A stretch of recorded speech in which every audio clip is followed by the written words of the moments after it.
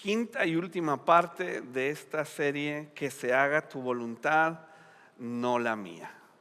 Te animo a escuchar las otras 4 partes ahí en nuestro canal de YouTube, en Spotify o en Facebook.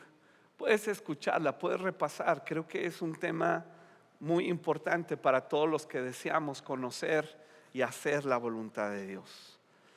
Jesús se adelantó un poco, nos dice el Evangelio de Marcos, y cayó en tierra. Se adelantó un poco y dejó a sus discípulos atrás. Cayó en tierra. Cayó en tierra. Ese cayó en tierra, imagínatelo, con la angustia en su corazón.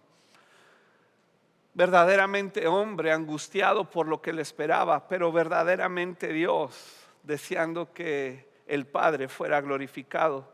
Pidió en oración que, si fuera posible, pasara de él la horrible hora que le esperaba. Abba, Padre.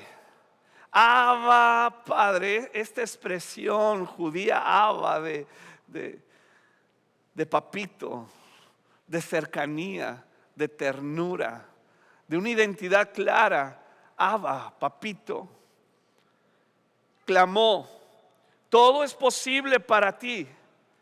Te pido que quites esta copa de sufrimiento de mí. Sin embargo, quiero que se haga tu voluntad, no la mía. Y sabemos la respuesta del Padre. Como padres nos imaginamos el dolor real que tuvo Dios al escuchar a su Hijo en una gran agonía. Sin embargo, sabemos el resultado. Jesús fue a la cruz. Esa era la voluntad de Dios. Y por otro lado, Romanos nos dice que la buena voluntad de Dios para nosotros es buena, agradable y perfecta. ¿Cómo reconciliar estas dos verdades? Para nosotros los seres humanos es causa de confusión el que Jesús, visiblemente angustiado, va con el Padre, quien tenía la autoridad para rescatarlo de ese horrible sufrimiento, y sin embargo la voluntad del Padre lo dirigió hacia la cruz. Es difícil reconciliar estas dos verdades, porque tú y yo hemos estado en momentos de agonía, de sufrimiento, donde sinceramente, verdaderamente estamos clamando a Dios por algo y esperamos que nuestra sinceridad toque el corazón de Dios para evitarnos ciertos sufrimientos o ciertos procesos dolorosos. La confusión aumenta cuando leemos también que esa voluntad de Dios es buena, agradable y perfecta. Creemos imposible que ambas verdades puedan coexistir. Y pensamos, si Dios no nos libra de todas nuestras aflicciones, su voluntad no es buena, menos agradable y mucho menos perfecta. Creemos que si la voluntad de Dios es buena, agradable y perfecta, entonces Él nos librará de todas nuestras aflicciones. Y caemos en esta confusión porque nuestra oración sincera, real hacia Dios no fue contestada en la manera que esperábamos. Y vemos como ejemplo a Jesús, que oró y sin embargo fue a la cruz. Dios no es un Dios de confusión. ¿Por qué viene la confusión? Corintios nos dice que Dios no es un Dios de confusión, sino de paz. Pero debemos de reconocer que de pronto nos sentimos confundidos. Pues no sé tú, pero yo sí a veces me siento confundido. No hay explicaciones sencillas, fáciles. Situaciones dolorosas, procesos inexplicables. ¿Cuál es el origen de la confusión? Para entender el origen de la confusión, bíblicamente tenemos que ir a la primera mención de la confusión para entender de qué se trata la confusión, cómo distingo la confusión y cómo trabajo con la confusión. En Génesis 11 nos describe la famosa historia de Babel. Estos seres humanos que poblaron la tierra en un principio y que de pronto empezaron a migrar a diferentes lugares, y este grupo de personas, descendientes de Cam, un hijo de Noé, llegaron a este lugar y dijeron, versículo 4 de Génesis 11: vamos, construyamos una gran ciudad para nosotros, con una torre que llegue hasta el cielo. Eso nos hará famosos y evitará que nos dispersemos por todo el mundo. Nota estos detalles: nos hará famosos, evitará que nos dispersemos, es para nosotros. Es el pensamiento centrado en mí. Es lo que hoy conocemos como el humanismo. Y humanismo es muy diferente a cristianismo, aunque el cristianismo le da soporte al ser humano y le muestra la verdad y la realidad del diseño humano para vivir en plenitud. Cristianismo no está en contra de que el ser humano disfrute la vida, de todo lo bueno que Dios creó. Pero es muy diferente el enfoque, porque humanismo se basa en mí. Yo soy el centro, yo soy la razón. Es mi felicidad, son mis pensamientos, es mi manera de pensar. Y cristianismo tiene como eje y como centro a Cristo, su palabra, su bondad, su creación. Así que ellos están diseñando esta construcción, y a simple vista estas personas no estaban haciendo algo malo. Su instinto de supervivencia los hacía pensar y actuar de esa manera. A una primera vista realmente no vemos algo malo. Pero continúa el relato diciendo: pero el Señor descendió para ver la ciudad y la torre que estaban construyendo, y dijo: miren. Yo creo que ahí la Trinidad, ¿verdad? Porque habla en plural. Miren, la gente está unida y todos hablan el mismo idioma. Después de esto, nada de lo que se propongan hacer les será imposible. Vamos a bajar a confundirlos con diferentes idiomas, así no podrán entenderse unos a otros. De esa manera el Señor los dispersó por todo el mundo y ellos dejaron de construir la ciudad. Por eso la ciudad se llamó Babel, porque fue allí donde el Señor confundió a la gente con distintos idiomas. Así los dispersó por todo el mundo. Dios no es un Dios de confusión. ¿Qué está sucediendo en este momento? Déjame decirte algo muy importante acerca de la confusión. Dios usa la confusión como instrumento para darnos cuenta de que solo Él nos dará satisfacción y seguridad. Dios usa la confusión. Es como el dolor.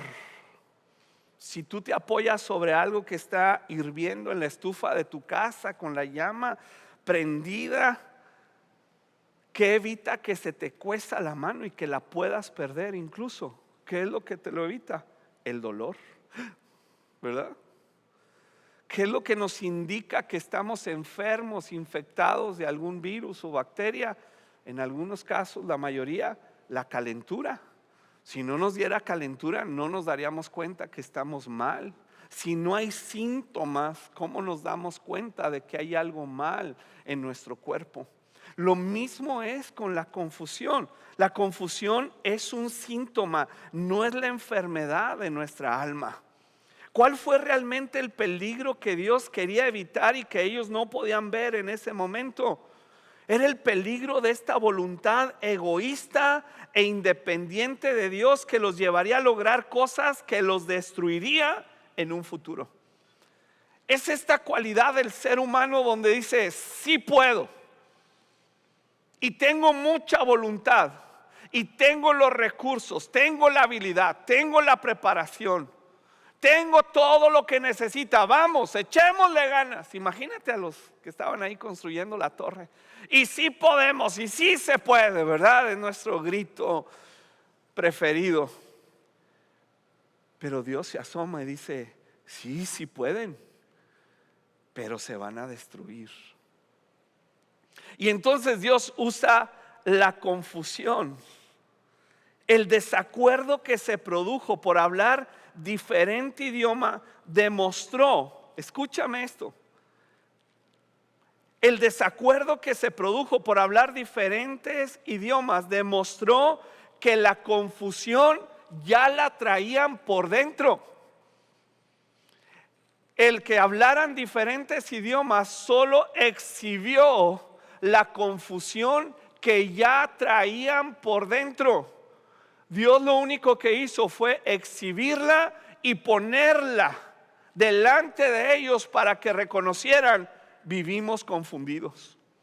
Por eso queremos levantar una torre, para ser famosos, para protegernos a nosotros mismos y para siempre estar juntos. ¿Tiene algo de malo eso? No. Sin embargo, en el modelo de Dios es que Dios viviera en medio de ellos, dándoles identidad, seguridad y provisión. En su humanismo egoísta, ellos querían hacerlo, lograrlo, para que llegara el día que dijeran, Dios, lo logramos sin ti, no te necesitamos. Nosotros decidimos nuestro futuro, nosotros decidimos dónde vivir, nosotros decidimos realmente cómo queremos vivir, y queremos vivir sin ti. Estaban confundidos, no lo sabían. Entonces Dios resalta la confusión dándoles diferentes idiomas. En el Nuevo Testamento sucede lo contrario.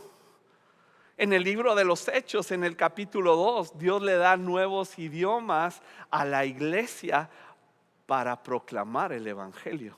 Porque ya no era el humanismo, ya era Cristo el centro de la raza humana. Y entonces ellos se confunden. Si no trajeran la confusión por dentro, ellos pudieron haber realizado esa obra de construcción. A señas, a gritos, a tamborazos, pero ellos pudieran haber logrado esa obra, esa torre de Babel. Pero la confusión, ¿dónde estaba? Estaba acá dentro. La traían como ADN en el alma desde sus antepasados Adán y Eva. Es esa confusión que se genera en las relaciones y que no podemos ponernos de acuerdo. En el matrimonio de pronto decimos, parece que hablamos diferentes idiomas. Y yo te estoy diciendo esto, esposa, y no me entiendes. ¿Verdad que a veces decimos eso? Bueno, aquí no hay ninguno de esos. Y la esposa, es que tú no me entiendes. No, ¿sabes qué? Vamos a dejarlo así. ¿Por qué? Porque hablamos diferentes idiomas. ¿Y qué hace? Se separan. Hay confusión. ¿La confusión fue por ese diálogo? No. Hablan el mismo idioma. La confusión está acá adentro. Porque el matrimonio está centrado en ese momento en mi bienestar egoísta. Yo quiero que tú me entiendas. Ah, no, yo quiero que tú me entiendas. No, pues mejor no nos entendemos y cada quien por su lado. ¿Ese cómo se llama? Humanismo. Cristianismo es muy diferente. Es, sí, no te entiendo, no tengo esa capacidad y lo reconozco, pero si invitamos a Dios a nuestro matrimonio, Él nos dará el idioma para entendernos por el poder de su Espíritu Santo. Puedes darle un fuerte aplauso a Él.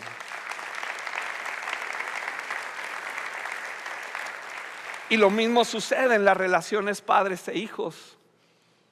Es que no nos entendemos y decimos, ay, es que es otra generación. Papás decimos, es que en nuestros tiempos era diferente y no los entiendo. No. Es que hay una confusión en mi papá y yo no quiero aprender el idioma de la nueva generación. Quiero que ellos entiendan mi idioma. Ese es humanismo. Cristianismo nos dice en Malaquías, en el último versículo de la Biblia, que el Espíritu Santo haría volver el corazón de los padres hacia los hijos y de los hijos hacia los padres. ¿Dónde inicia? El padre volviéndose al hijo. Y entonces el hijo aprende el idioma y se vuelve al padre. Y lo mismo es en las iglesias, y lo mismo es en la familia extendida, y lo mismo es en el mundo entero.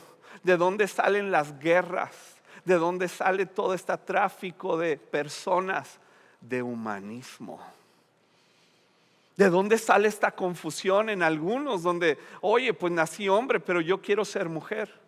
O nací mujer, pero yo quiero ser hombre. Es una confusión que viene por humanismo. Está centrado en el ser humano y en su capacidad limitada de distinguir la verdad. Pero cuando viene Cristo a nuestras vidas y el Espíritu Santo imparte esta sabiduría, nos da identidad, nos da seguridad. Soy hombre, soy marido, soy líder en mi hogar. Y la mujer, soy mujer y tengo la gloria de Dios y tengo una función en la sociedad, en la iglesia, gloriosa y eterna. Y los dos, ambos se sienten contentos, identificados y suficientes porque Cristo Jesús les da, les otorga esta sabiduría. Pero cuando no, hay confusión. Hay mucha confusión. Hoy la gente está muy confundida. Añádele las redes sociales donde unos dicen una cosa, otros dicen otra cosa. Entonces el exceso de información y de desinformación, híjole, me confunde mucho. Que te pongas la vacuna, que no te pongas la vacuna, que te pongas esto, que uses lo otro y que no lo uses. Y tú dices, hay confusión. ¿Qué tal si vamos a Dios? ¿Qué tal si realmente le damos lugar en nuestras vidas, en nuestras familias, en nuestra voluntad? Porque Dios sí quiere que Dios sea feliz. Así que, ¿qué es lo que realmente está demostrando nuestra incapacidad para el acuerdo? Que buscamos nuestro bien egoísta y no el de la otra persona. Esta confusión es un síntoma de que necesitamos a Dios. La motivación cuando queremos aprender un idioma es que queremos comprender y relacionarnos con otras personas, ¿verdad? Si yo quiero aprender inglés es por una razón. Si quiero aprender francés, alemán, cualquier idioma, es porque quiero relacionarme con esas personas, con esa cultura. Quiero aprender. A lo mejor te quieres ir a estudiar, a vivir, a trabajar, a abrir un negocio y necesitas el idioma, pero el idioma en sí no te da mucho. Necesitas aprender cultura para que entonces uses los modismos adecuados para que te comprendan y entonces te relaciones correctamente, ¿verdad? Generalmente cuando aprendes un idioma nuevo, pues eres muy correcto y usas las frases muy establecidas por las reglas gramaticales del idioma. Pero ya cuando lo dominas y conoces cultura, imagínate que venga un japonés a aprender español y le decimos, no, tienes que decir qué chido. Y tú, ¿cómo chido? ¿Cómo se traduce al japonés? No hay traducción. Y todas nuestras ya están pensando en algunas otras, ¿verdad? Que todos los demás de otros países dicen, es que ustedes usan una misma frase para 1000 cosas. Y puedes estar enojado y la dices. Y puedes estar contento y la dices. Ya saben, ¿verdad? Híjole, necesitan renovar su entendimiento.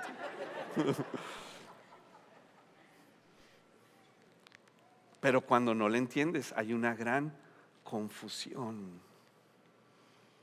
Este evento de Babel demostró no solo la incapacidad humana para llegar a acuerdos, sino nuestra incapacidad para conocer y comprender a Dios. No solo entre nosotros hay esa incapacidad porque hablamos diferente idioma. ¿Por qué? Porque humanamente queremos cosas diferentes, porque somos egoístas. Queremos que nos complazca todo lo que está a nuestro alrededor. No solo eso, sino que nuestra confusión mayor viene porque Dios, no te entiendo. No entiendo tu idioma. No entiendo tus propósitos. No entiendo. Y yo estoy siendo sincero y estoy siendo honesto. Y quiero realmente conocerte y tengo estos problemas, pero tú no respondes en la manera y en el tiempo adecuado y yo no entiendo, estoy confundido. Y cuando Dios ve nuestra confusión y vio nuestra confusión, tomó la iniciativa y Dios nos enseñó su idioma. Dios tiene un idioma. No es el español, no es el inglés, no es el japonés. Dios tiene un idioma con el cual se comunica a través de nosotros y que para nosotros, diseñados por Dios, nos suena muy familiar y podemos comprenderle. ¿Cuál es este idioma? Dice Hebreos 1:1. Hace mucho tiempo Dios habló muchas veces y de diversas maneras a nuestros antepasados por medio de los profetas. Dios usó primero ese idioma y no le entendimos. No entendimos qué quiso decir Noé, no entendimos qué quiso decir Moisés, no entendimos qué quiso decir Isaías ni Jeremías. A veces abres la Biblia como yo y hay pasajes que digo, no lo entiendo.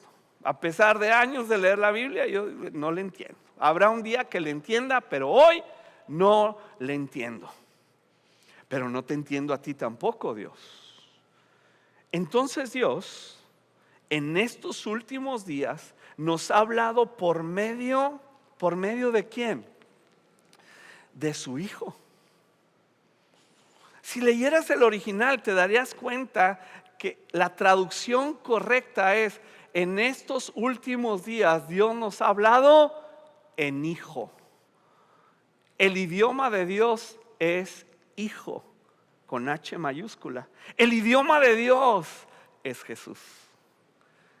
El idioma de Dios es Jesús, verdaderamente hombre, verdaderamente Dios, pero en su humanidad, aquí en la tierra, cuando estuvo aquí en la tierra, identificándose con todos nosotros, en esa oración tan angustiante donde le decía: Abba, si es posible, pase de mí esta copa. Es ahí donde tú y yo nos identificamos, y dice la Biblia que Él es poderoso para socorrernos, porque Él entiende nuestras debilidades, Él entiende nuestras frustraciones, Él entiende nuestras angustias, pero no solamente las entiende y externamente nos consuela, sino que su Espíritu Santo tiene la capacidad para llegar a nuestro corazón, impartirnos la gracia, impartirnos la gloria de Dios, impartirnos la paz, la alegría, la sabiduría, para en medio de esa situación de angustia saber que es la decisión que yo debo tomar de acuerdo a la voluntad de Dios. Y esa voluntad va a ser buena, agradable y perfecta.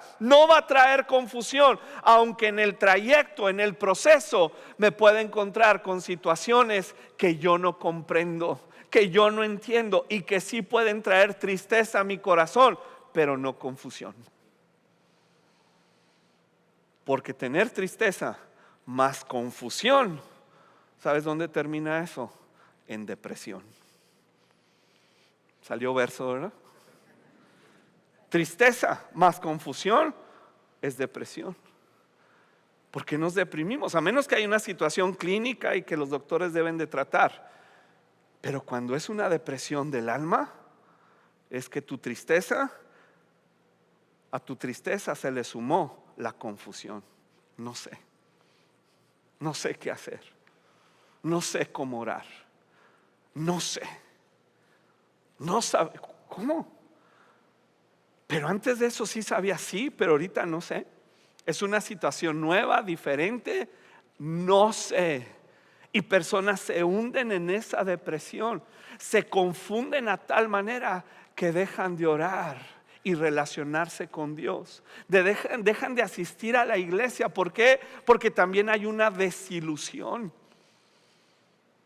y su confusión se hace más profunda, se hace más aguda. Están construyendo torres de Babel. Pero la confusión es un síntoma que Dios usa para decirte: regresa a mí. No es tu torre de Babel que estás intentando hacer para guardar a tu familia, para darle seguridad. Yo soy tu torre, yo soy tu escudo y tu fortaleza. Yo soy tu Dios, yo tengo esa capacidad que tú no tienes. Ven, regresa a mí. Es lo que les estaba diciendo a los de Babel: regresen a mí. No construyan esas torres que va a llegar al cielo. Pues ¿cuándo vas a llegar al cielo? Jamás podremos ser como Dios, teniendo su sabiduría, su inteligencia, pudiendo estar en dos lugares a la vez. Quieres estar donde estás y quieres estar ahí ayudándole a tus hijos, a tu cónyuge, haciendo mil cosas y negocios, pero nada más estás limitado a un tiempo y un espacio. Necesitamos a Dios. El síntoma de la confusión nos indica: necesitamos a Dios. Y ahí es donde clamamos y volvemos a Dios, donde Dios imparte esta capacidad para sí hablar el mismo idioma en el matrimonio, sí hablar el mismo idioma con nuestros hijos. Pero ese aprendizaje del idioma de Dios que se llama Cristo lleva tiempo. Lleva tiempo. Los que han aprendido un idioma, sobre todo cuando aprendes el primer idioma, tú sabes que lleva tiempo. Incluso te dicen: si quieres aprender bien ese idioma, vete a vivir en ese país donde nadie habla español, y a fuerza, mijito, o hablas o te mueres de hambre. Y a como sea, gritos y sombrerazos, pero te das a entender. No visites a Dios. No es tratar de aprender un lenguaje de iglesia religioso. Amén, aleluya, ¿cómo estás? En victoria. No. Ese no es el idioma de Dios. El idioma de Dios es Jesús. Es su persona. Son sus atributos. Es su bondad. Y entonces cuando ambos empezamos a aprender ese idioma en el matrimonio, en la familia, cuando hay una congregación que se preocupa por aprender el idioma de Dios, que es Jesús, cuando tratamos de comunicarnos, wow, es bien sencillo. Porque nuestro idioma es gracia, es arrepentimiento, es bondad, es disculpa, es provisión, es sacrificio. Ya no estoy esperando que tú me sirvas a mí, yo vivo para servirte a ti. ¿En qué puedo servirte? ¿Cómo puedo lograr que tú vivas en todo el potencial que Dios tiene para ti? No puedo, pero en el idioma de Dios, con los recursos divinos, esto sí es posible. Acompaña el piano, por favor. Termina diciéndonos Hebreos que Dios nos ha hablado en idioma hijo. Y el hijo, mira lo que hace: 3 cosas. El idioma de Dios irradia su gloria. Irradia su gloria. Dice que nos ha hablado en hijo y que todo le prometió al hijo como herencia, y mediante el hijo creó el universo. Y el hijo irradia la gloria de Dios. Más que un simple lenguaje, más que una costumbre religiosa y reglas de iglesia, el hijo, el idioma de Dios, que hace: irradia, como el sol irradia la luz, el calor. Hacia el hijo irradia la gloria del Padre, expresa el carácter de Dios y sostiene todo con su gran poder. Por eso cuando hablamos el idioma de Dios, empieza a haber restauración en las familias, restauración y sanidad, liberación.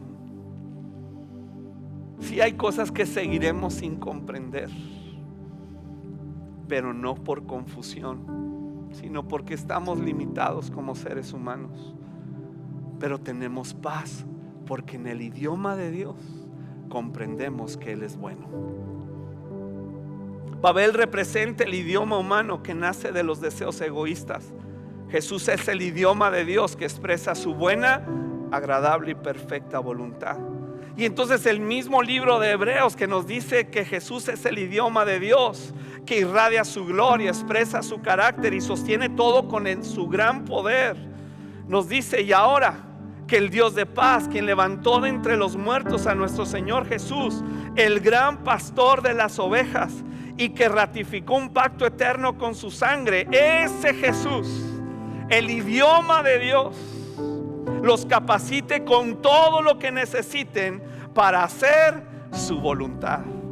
Que Él produzca en ustedes, mediante el poder de Jesucristo, todo lo bueno que a Él le agrada.